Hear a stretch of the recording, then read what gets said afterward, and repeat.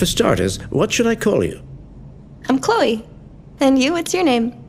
Oh, John. My name is John. Delighted to meet you, John. Could you tell us a little about yourself and what you can do, Chloe? Of course. I'm the first personal assistant built by CyberLife. I take care of most everyday tasks like cooking, housework, or managing your appointments, for example. And I understand you're the first android to have passed the Turing test. Could you tell us a little more about that? I really didn't do much, you know. I just spoke with a few humans to see if they could tell the difference between me and a real person. It was a really interesting experience. But this is the first time in history that man has created a machine more intelligent than himself. I gather your brain can perform several billion operations per second, is that right? Absolutely, but I only exist thanks to the intelligence of the humans who designed me. And, you know, they have something I could never have. Really? And what's that? A soul.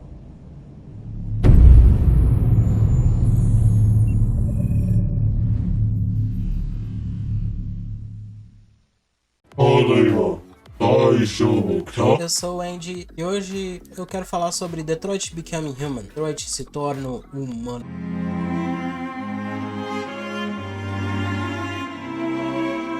Tanto os comportamentos dos androides quanto o nosso próprio comportamento são avaliados dentro do jogo. E é importante ressaltar que muita coisa lá traz uma reflexão para a vida em si. Para aqueles que querem ver o jogo, querem assistir o jogo e não querem ouvir a história resumida, tivemos duas partes de live dele que vão estar disponíveis ali no canalzinho, como segunda-feira, Detroit Become Human 1 e 2. Agora, se você quer o resumo da história, nós basicamente temos 3 androids. É Samsung, Motorola e LG que parou de fazer, né? Mas realmente androids. Temos o Connor, temos o Mark e temos a Kara. E por um mini pontinho não se chamou Karen. E se ela fosse Karen, tudo teria mudado nessa história. Mas falando sério, quanto à história, na história de Mark nós temos a revolução, na história de Kara nós temos a tragédia e na história de Connor nós temos o que pode ser chamado de evolução ou obediência. A revolução vem de Mark porque ele, como, digamos assim, entre aspas, filho do seu dono, aprendeu sobre a arte e a expressão, a força da expressão humana e foi muito injustiçado na sua vida. Então ele saiu do lixão, literalmente, para sua nova vida. E qualquer um se revoltaria contra a humanidade numa situação dessa. Ele criou uma liberdade / revolução e cabe a nós terminar isso de forma pacífica ou de forma violenta. No caso do Connor, a obediência dele leva a entender os princípios humanos e os seus próprios princípios são conflitados. Só obedecer como uma máquina e ter ou não alma são conflitos muito interessantes que são abordados, né? Agora, por outro lado, nós temos a Kara, que é confrontada simplesmente com um medo de perder e deixar de existir. É muito triste a história dela, principalmente porque, bem, Todd e a história de Alice são coisas muito marcantes. Revoltariam qualquer ser humano.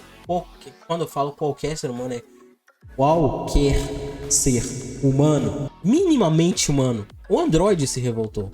Em sentido geral, o medo faz com que a Kara se rebele e salve a criança. O ódio faz com que Mark se rebele e crie um novo ambiente para os androides. E a curiosidade traz ele praticamente como filho do Coronel Anderson.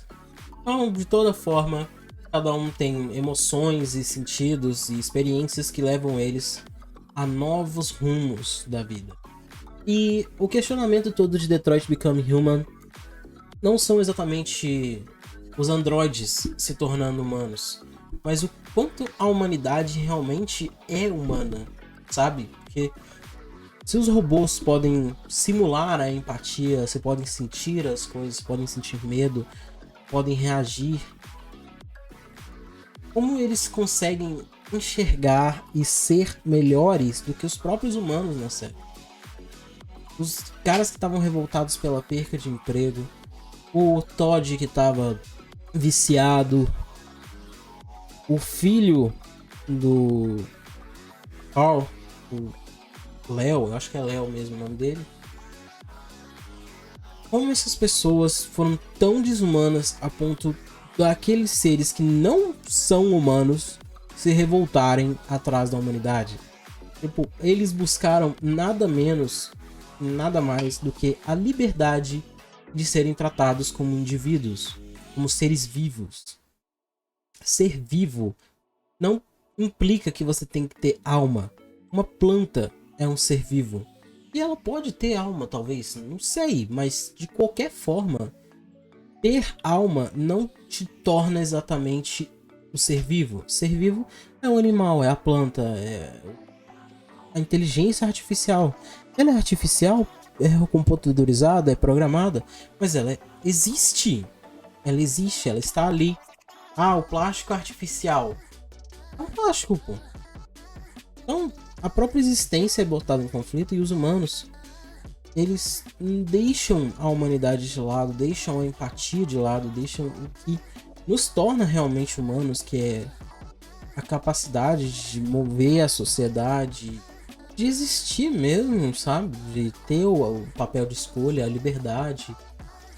Nossa própria essência é deixada de lado na história para mostrar que até robôs podem simular isso melhor atualmente. E a gente vê isso com canceladores, com pessoas que simplesmente estão dentro da sua própria bolha de convivência e falam da bolha dos outros, ou pegam falas cortadas para poder insinuar coisas dos outros e destruir vidas ao bel prazer delas, ao bel prazer de vontade delas, sendo que elas mesmas não fazem nada para salvar vidas. É muito mais importante para um ser humano destruir uma vida do que salvar. Então, além de Detroit ser lindo, assim, dele ser maravilhoso em gráficos, aspecto visual, em aspecto de história, aspecto dos androides, ele é tão real e tão profundo que é uma história que ou você simplesmente faz parte dela, ou você entra na história, entra no jogo e se situa, se põe no lugar dos androides e teste seu próprio indício de humanidade, ou pelo menos considere, do fundo do coração, considere a ideia de se humanizar um pouco mais. Eu sei que é um pouco contraditório vindo de um VTube, de um personagem criado em 3D, mas como Andy, como VTube, como pessoa, eu realmente amei esse jogo do fundo do coração. E a experiência dele não pode ser substituída por nenhum outro jogo. Sinceramente. Nenhum outro jogo. Bom, eu espero que você tenha gostado da mensagem que eu transmiti. Se você concorda ou discorda, deixa nos comentários. Eu vou dar uma lida, vou dar um amei, vou dar uma curtida. Aquela coisinha linda, aquele carinho, aquela atenção que você merece. Mas eu vou ficando por aqui hoje. Obrigado por ter assistido e até a próxima!